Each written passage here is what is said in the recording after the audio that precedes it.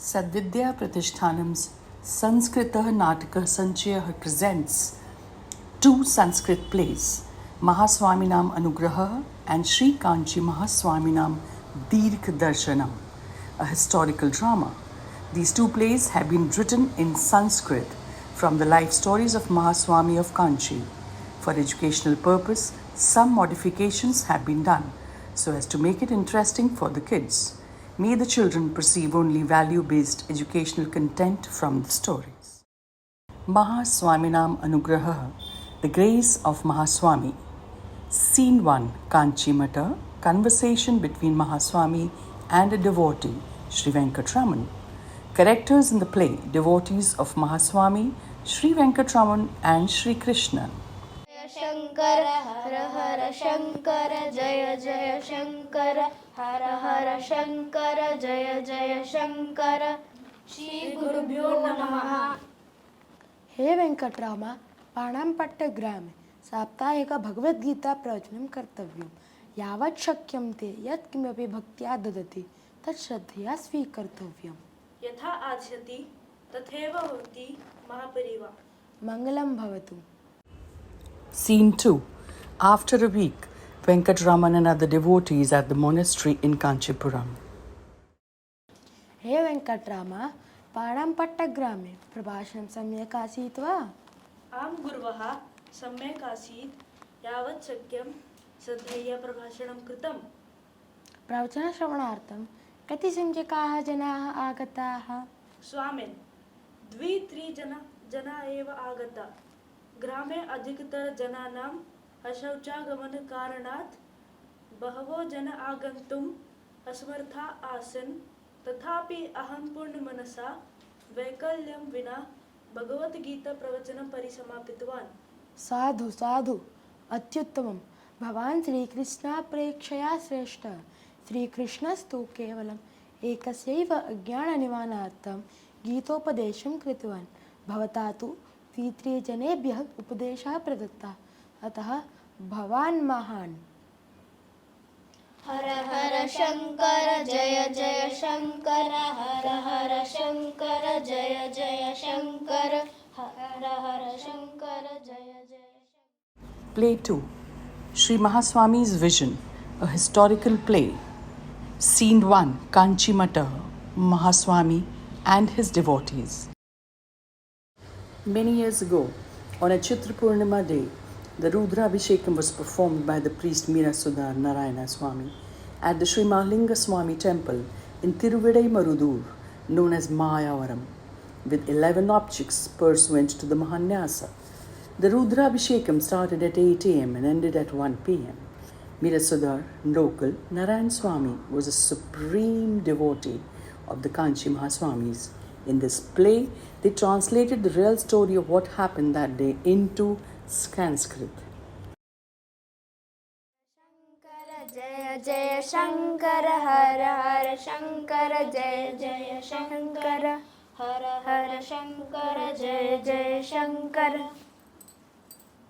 रे रे नारायणस्वामी, भवानेव अस्य प्रदेशस्य प्रभुः इति मत्वा पक्षपातः कृतः किल? धिक् तव वैभवम्, अपि च तव अहङ्कारः मदोन्मतश्च। कथ्यतां प्रभो, प्रथमं तावत् मदीया तुडिः का इति ज्ञातुम् इच्छुकः। गतदिवसे तिरुविडैमरुदु शिवक्षेत्रे रुद्राभिषेकः आयोजितः किल भवता? आं गुरवः, मदीयकाम्यार्थं रुद्राभिषेकः आयोजितः। लोकक्षेमार्थं रुद्राभिषेकः कृतो वा? न प्रभो, अनावृष्टया अस्मिन् वर्षे कृषिभूमौ अत्यल्पतया धान्यानि लब्धानि। मदीय ज्योतिषाचार्येण कथितं शिवक्षेत्रे रुद्राभिषेकं कुर्वन्तु इति। भवदीय अभिलाषा सम्पूर्णा भवति, अत एव शिवमन्दिरे आयोजितः। कति वैदिकाः अभिषेकार्थम् आहुताः? 11 वैदिकाः।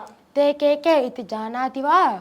आं प्रभो, मायावरक्षेत्रस्थः श्रीरामशर्मा, कुम्भकोणस्थः चन्द्रशेखर घनपाठी, तंजावूरतः गणेश घनपाठी, चेन्नैतः स्वामीनाथ घनपाठी, मधुरैतः वैद्यनाथ घनपाठी, तिरुवाणैकाल् कृष्ण घनपाठी, श्रीरङ्गतः सुन्दरेश घनपाठी, मणक्कालतः कृष्णमूर्ति गणपाठी आंग्रेतः रंगस्वामी गणपाठी मुशिरितः यज्ञराम सोमयाजी ते पेरुमाळेल्लूर वेङ्कटेश गणपाठिनः आम् ते अपि आगतः तं किमर्थम् आहूतवन्तः इत्यपि सः न जानाति रुद्रजपमध्ये बहवो मन्त्राः कवलितः तेन तदेव मनसि किञ्चित् यथा आसीत् मम हे नारायणस्वामी धनमतेन त्वम् एवं वदसि तेषां ते पेरुमाळेल्लूर वेङ्कटेश गणपाठिनां योग्यतां त्वं न जानासि कति दक्षिणा दत्ता सर्वेभ्यः ब्राह्मणेभ्यः सर्वेभ्यः ब्राह्मणेभ्यः दशदक्षिणा दत्ता सत्यं वद सर्वेभ्यः ब्राह्मणेभ्यः दशदक्षिणा दत्ता वा आं गुरवः सर्वेभ्यः ब्राह्मणेभ्यः दशदक्षिणा दत्ता अनृतवचनं ते पेरुमाळेल्लूर वेङ्कटेश गणपाठिनां कृतेपि दशदक्षिणा दत्ता वा नारायणस्वामी नतमस्तकस्तन् क्षम्यतां प्रभो इति मनसि त्वं कथं वदसि अहं वदामि सर्वेभ्यो ब्राह्मणेभ्यो दशदक्षिणा दत्ता परन्तु ते पेरुमाळेल्लूर वेङ्कटेश गणपाठिनां कृते केवलं 7 रूप्यकाणि त्वं दत्तानि सत्यं किल एतावतैव त्वं न विरमितः भोजनकालेपि गणपाठिनः वारद्वयं मधुरमिष्टान्नं पृष्टवान् परन्तु त्वम् अश्रुतवत् निर्गतः त्वं पापिष्टः यः कोऽपि भोजनपङ्क्तिमध्ये व्यत्यासं करोति वा लज्जाकारः विषयः अयम् क्षम्यतां प्रभो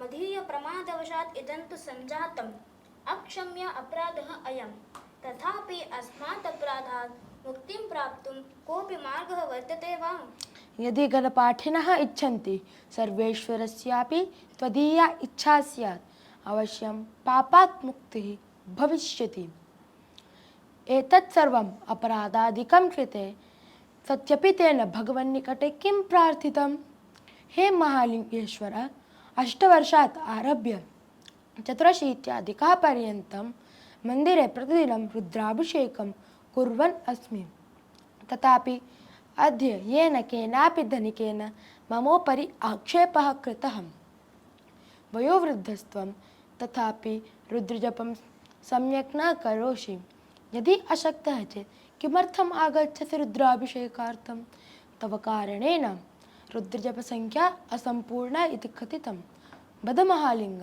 एतत् सर्वं वृद्धावस्थायाम् अनुभवितव्यं वा अस्तु भोजनकाले लज्जाविहीनः अहं 2 वारं मधुरम् अपेक्षितं तथा सत्यपि अश्रुतैव निर्गतः अतः अद्य अहं प्रतिज्ञां करोमि इतः प्रभृति मरणपर्यन्तं मधुरसेवनं कदापि न करोमि इति अतः गच्छ गच्छ त्वरितं गच्छ गमनात् पूर्वं यदि ते भवन्तं क्षमिष्यति चेत् त्वया अपराधतः मुक्तिः भवति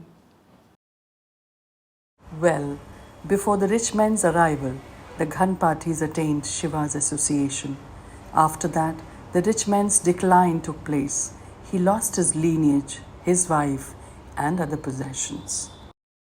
Taking this from the renowned historical text Mahaswaminah Devani, called Devathin Kural in Tamil, we proudly declare that we have curated this play, aiming to bring some learning and joy to all devotees in the beautiful medium of Sanskrit. सर्वे भवन्तु सुखिनः सर्वे सन्तु निरामयाः सर्वे भद्राणि पश्यन्तु मा कश्चित् दुःखभाग् भवेत् अपुत्राः पुत्रिणः सन्तु पुत्रिणः सन्तु पौत्रिणः अधनाः सधनाः सन्तु जीवन्तु शरदां शतम्